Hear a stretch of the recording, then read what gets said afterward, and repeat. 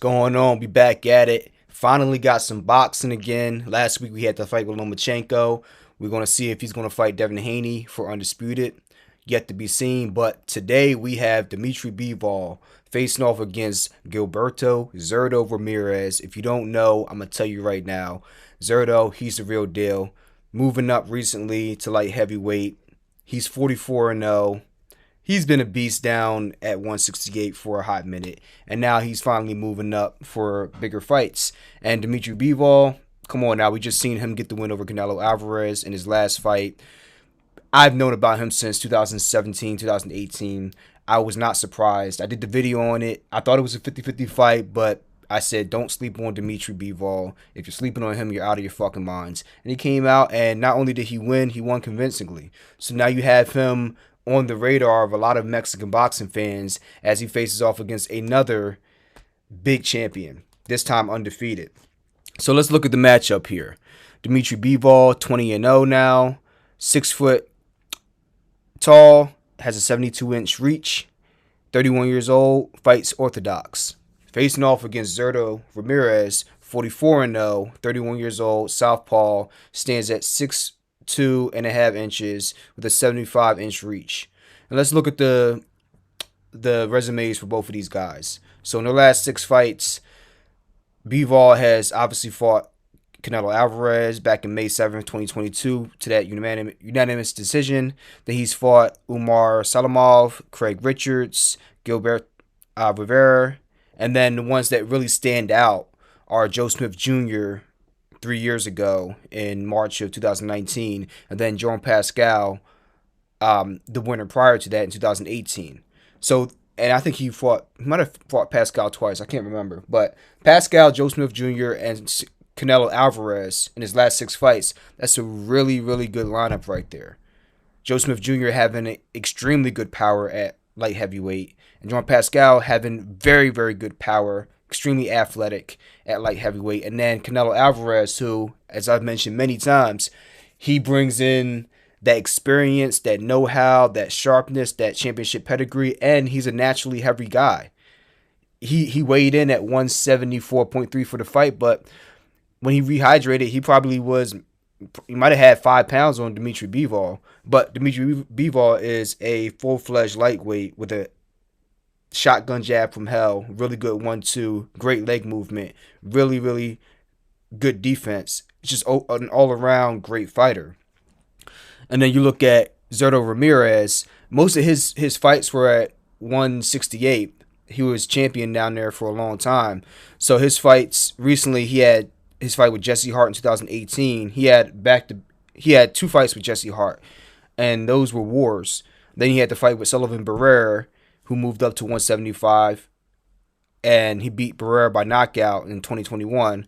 Then he beat Yuneski Gonzalez in 2021 in that winner, December 18th, by TKO stoppage. And then he just finished beating Dominic Bossel from Deutschland in May of this year by knockout, by stoppage. So I was just looking at highlights from that fight, and that was the 175 eliminator bout to face off against the WBA champion, which is Dmitry Bivol at 175. And last fight against Bossel, okay guy. He was ranked higher than Ramirez, but from the looks of it, it was clear early on that he was a smaller guy, yes, but he did not have the technical skill and know-how to deal with the constant pressure of a southpaw like Zurdo, who is bigger than him, with better activity than him, better combination thrower, a higher boxing IQ. He just looked like he was overmatched, and it showed. He got stopped pretty early in that fight. I think it was the 4th round. Right before the stoppage, the ref came to the corner and said, if I see another round like the one I just saw, I had to stop it. And I didn't see where he was going to really change anything moving forward, and he kept going to the body and eventually got the knockdown, and that's where the ref stopped it. So that's what both guys look like in their past 6 fights. However, in my opinion, Dmitry Bivol has clearly had the higher level of competition in the past 4 years, and especially recently in the past 5 to 6 months than Zurdo has had either at 168 or recently when he's been up at 175. So let's go ahead and look at the tale of what they both bring in terms of speed, footwork, power, boxing IQ, ring generalship, so on and so forth. So we'll go ahead and start out with speed. And I think the speed advantage is going to go clearly to Dmitry Bivol. Gilberto Ramirez, he's going to be a very big guy. I mean, he comes into these fights. I mean, the last fight against Boso, he weighed in under the 175 weight limit, but at fight night, he had already rehydrated to, I believe, 204 pounds. So he shot up the cruiserweight overnight. So you know exactly what he's going to bring there. But speed-wise, he's not bad. He's not bad. He has decent speed, but he is going to be outmatched against Bivol in terms of speed here. So speed goes to Bivol. Now we're going to go ahead to power. In terms of power, I give that to Zurdo. Zurdo, I think he's a natural light heavyweight. I think he just is. That's where he probably should have been this whole time, and kudos to him for being able to make weight at 168 and dominate that division, but I think he's a natural 175 pounder, not a natural cruiserweight. So I think he's going to go in there, carry that power up. He's already shown that he still has that. Now, Dmitry Bivol has solid power. Don't get it messed up. And we saw that on display against Canelo, because I don't think Canelo ever felt that type of power from a guy who he was bigger than. Even against Sergey Kovalev, and granted, Kovalev was faded at that point, but I don't think at any point he was really concerned with the power. Even in the few moments where Kovalev let his hands go and landed a shot or two, I don't think it ever really bothered Canelo Alvarez. Whereas Bivol, he would land pitter-patter shots here, break the guard with the jab, and then he would put a little oomph into the jab here and there, and you can look at Canelo's face and say, this is different. He shook it off once or twice early in the fight, but as the fight went on, he didn't like the feeling of that jab and the two when it landed at times. So I think that he has very good power, but I'm going to go with Zurdo here. Bigger guy, packs that punch with the thumb up uppercut, as well as the hooks to the body from the southpaw stance. I'm going with Zurdo for the power. Now, in terms of footwork, I think this is going to be Dmitry Bivol. He has some of the best footwork, not just in the light heavyweight division, but in all of boxing. He really uses his legs well, really uses angles well, moves around the ring, just all around very great.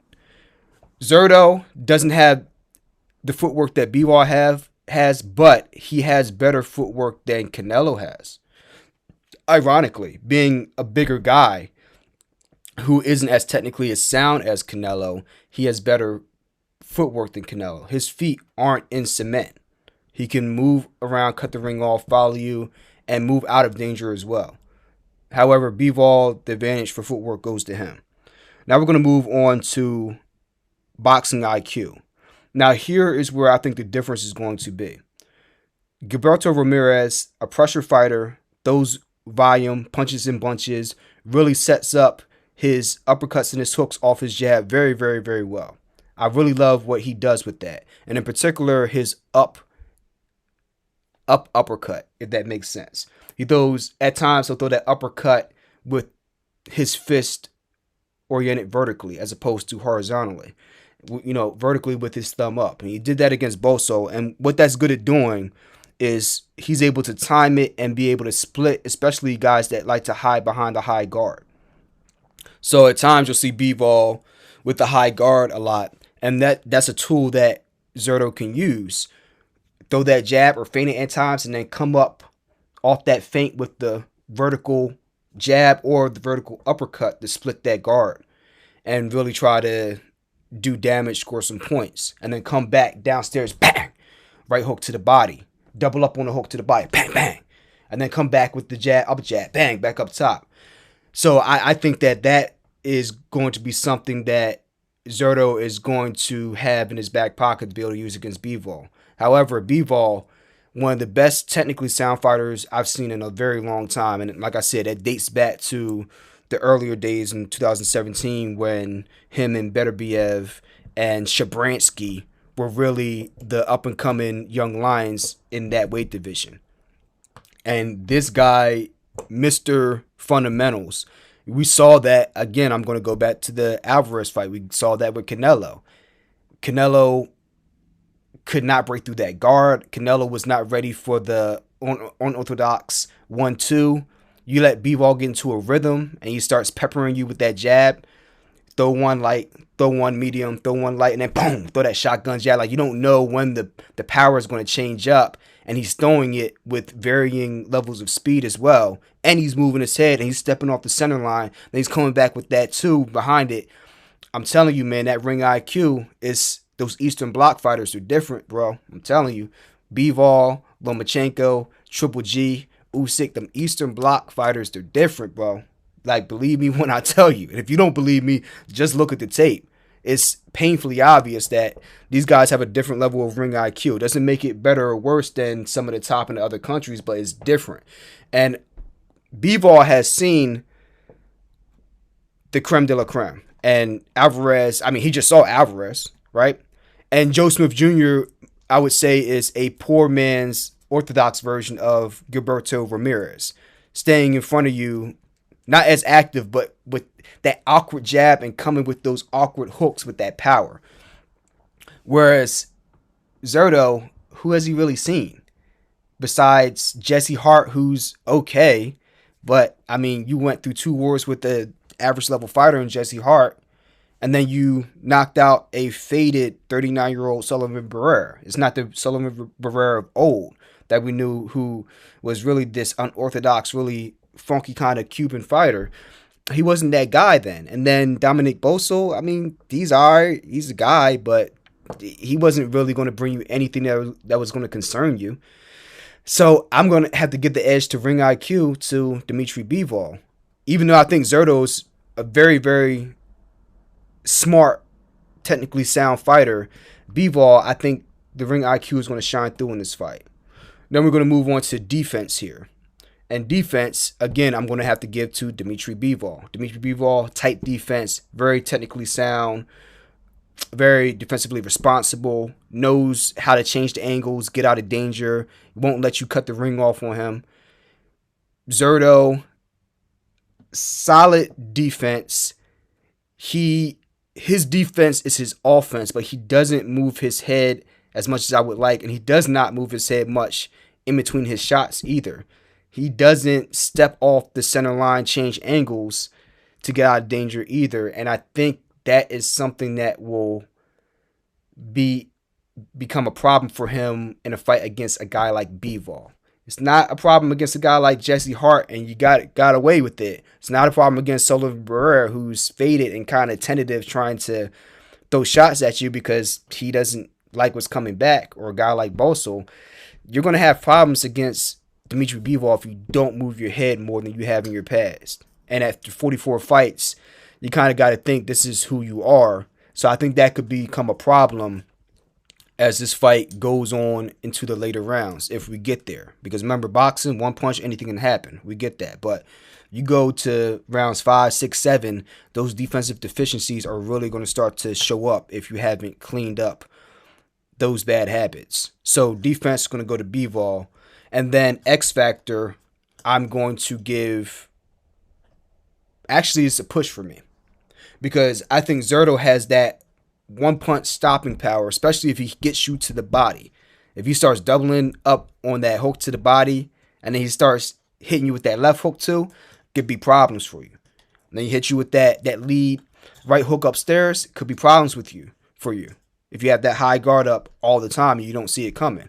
However, Dmitry Bivol, he does just enough to win, but if you kick up the intensity on him, he's going to match that and try to surpass that, like he did with Canelo. Canelo tried to sit on his shots. He tried to smother him, and Bivol said, nah. And then when he had Canelo kind of flustered, instead of charging in and wasting energy and allowing Canelo to lean back, get his breath back and then counter with shots. No, he said, no. You're going to sit there and admire me as and that exchange that I just won. And then we're going to reset, and then I'm going to come after that ass again. Pause. Like he knows how to respond in the moment. Does not get flustered. He's like a machine. So I think it's a push for me because they're both undefeated. They don't know how to lose, either one of them. And I think this is going to be one of Bivol's toughest fights. And if he's looking forward to fighting Beterbiev, this is going to be a great simulation for him as to what it might be like. Because this guy is going to walk forward. Zurdo will not stop. He's a machine too. He will not stop. You're going to really have to put him down. It is what it is. All right. So X Factor is a push. So overall, I would have to say that I would have to pick Dmitry Bivol to win this fight by decision. I don't think it will be unanimous decision. I think it'll be majority decision. That's just my thoughts on it. I think majority decision for Bivol. I think that he's overall the better fighter.